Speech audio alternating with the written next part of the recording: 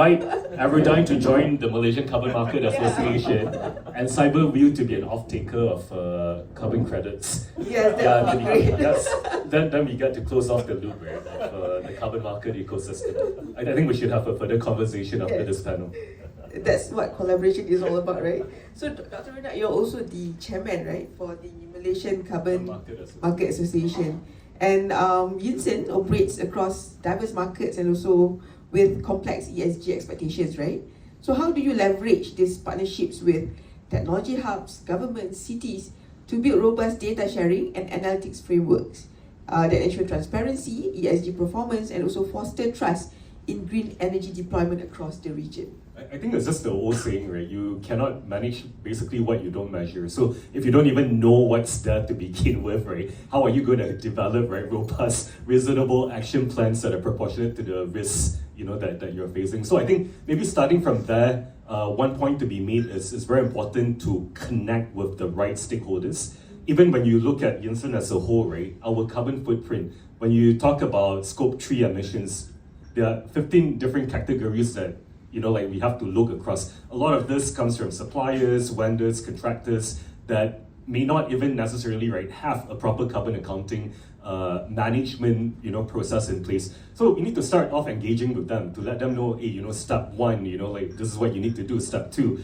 But in this day and age, I have to say, having been in this field for, I think, coming close to about 18 years, right, I think we have seen progression. So there are existing tools that can actually support some of the suppliers and contractors, right, to actually set up their own carbon accounting system. But you see, the key is about interconnectivity, and I think there's something to be said about leveraging on technology. I think it helps expedite the process a lot faster.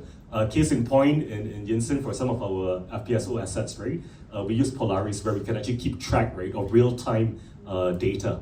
So I can just log into a dashboard, right, and I'll be able to keep track for a particular asset, right? What is the real-time emissions, right, that actually comes out of it? So it's advanced to that stage, right, where it's a lot more convenient for me and my team. In the past, we used to have to consolidate, right, a lot of Excel spreadsheets. And even so, we have to update the emission factors, right, almost on a yearly basis. Once again, depending on which country you operate in, right, the type of offices, they all have different emission factors, and it's very laborious. So leveraging on tech in some ways has basically helped expedite that process. And then, of course, the carbon market space is an interesting one.